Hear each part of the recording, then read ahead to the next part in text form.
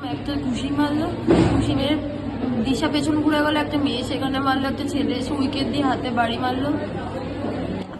ফের নবদ্বীপ কলেজে উত্তেজনা, আহত এবিভিপি এর 4 পড়ুয়া, যার মধ্যে 3 জন ছাত্রী।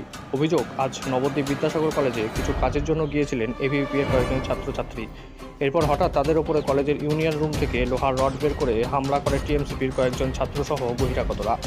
এরপরেই এবিভিপি এর ছাত্রছাত্রীদের এলোপাতাড়ি মারধর করা হয় বলে অভিযোগ, যার ফলে কৃষ্ণেন্দু মল্লিক নামে একজন রক্তাক্ত অবস্থায় গুরুতর জখম হয়। এছাড়াও 3 জনকে বেধড়ক মারধর করে টিএমসিপি এর কার্যকর্তা সহ বহিরাগতরা। অভিযোগ, ওই সময় কলেজের প্রিন্সিপাল সহ উপস্থিত ছিলেন সকলেই। এরপর রক্তাক্ত অবস্থায় তাদের নবদ্বীপ স্টেট জেনারেল হাসপাতালে ভর্তি করা হলে একজনকে শক্তিনগর জেলা হাসপাতালে স্থানান্তরিত করা হয় অবস্থার অবনতির কারণে। আরেকবার জানাই, ফের নবদ্বীপ কলেজে উত্তেজনা, আহত এবিভিপির 4 পড়ুয়া, যার মধ্যে 3 জন ছাত্রী। অভিযোগ, আজ নবদ্বীপ বিদ্যাসাগর কলেজে কিছু কাজের জন্য গিয়েছিলেন এবিভিপি এর কয়েকজন ছাত্রছাত্রী। এরপর হঠাৎ তাদের ওপরে কলেজের ইউনিয়ন রুম থেকে লোহার রড বের করে হামলা করে টিএমসিপি এর কয়েকজন ছাত্রসহ বহিরাগতরা। এরপর এবিভিপি এর ছাত্রছাত্রীদের এলোপাতাড়ি মারধর করা হয় বলে অভিযোগ, যার ফলে কৃষ্ণেন্দু মল্লিক নামে একজন রক্তাক্ত অবস্থায় গুরুতর জখম হয়। কলেজ গ্রাউন্ডে প্রথমে ঢুকলাম কিছু কাজের জন্য। কলেজে আমাদের কিছু কাজ ছিল, যেমন কিছু স্কলারশিপ জমা করানো, আরও কিছু কাজ ছিল। এই কারণে কলেজ গ্রাউন্ডে গিয়ে জাস্ট গাড়িটা রেখেছি। তো দেখি হঠাৎ করে তৃণমূলের কিছু ছেলেপিলে এবং কিছু বহিরাগত ছেলেপিলে কোথা থেকে জানি না এলো, দিয়ে এসে প্রথমে গালাগাল দেওয়া শুরু করলো। প্রথমে প্রচণ্ড পরিমাণ গালাগাল দিল, কেউ কোনো উত্তর করেনি। দিয়ে মানে আমি কোনো উত্তর দিইনি, তো ওরা গালাগাল দিতে দিতে হঠাৎ করে দেখি সন্দীপ ভট্টাচার্য বলে একটা ছেলে ইউনিয়ন রুম থেকে একটা রড বের করলো। তো রড বের করে মারতে শুরু করলো।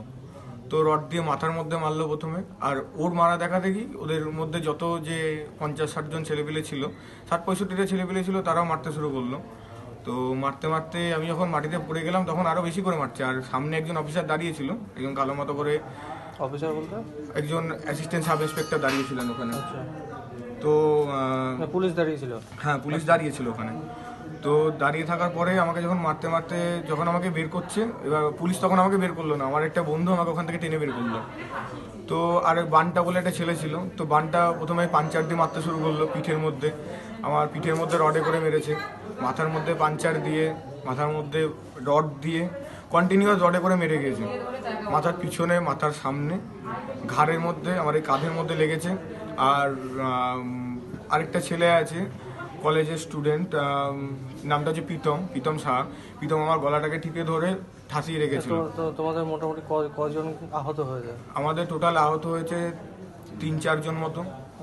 আমার এখনো সংখ্যাটা জানা নেই, কারণ আমি ওখান থেকে আমাকে বের করে নিয়ে, মানে আমার একজন বন্ধু আমাকে বের করে নিয়ে চলে আসে। টিএমসিপির ছেলেপেলেরাই মেরেছে? হ্যাঁ, টিএমসিপির ছেলেপেলে প্লাস বহিরাগত কিছু ছেলে।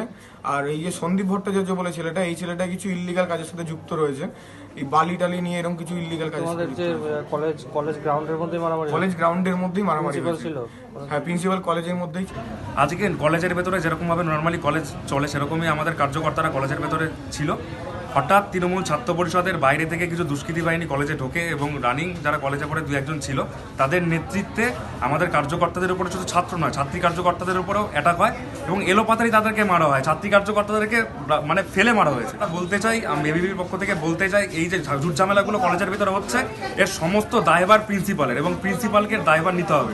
কি করে প্রিন্সিপাল কোনো কিছু হলে একদম মুখে পুরো নেকোবল স্টার মেরে থাকে, কোনো কথা বলে না, আর যখন ঝুট ঝামেলা অশান্তিগুলো যখন হয়, যখন কলেজের ভেতরে কলেজের স্টুডেন্টদের উপরে এরকমভাবে অ্যাটাক করা হয়, তখন উনি চুপ, ওনার মুখে কোনো একটা সাউন্ড আমরা শুনতে পাই না।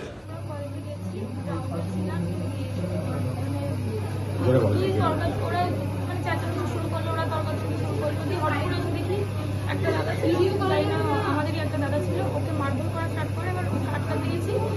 দিশা ভট্টাচার্য আর জয়িতা দেবনাথ ওরা মিলে আমাকে মারধর করছিল।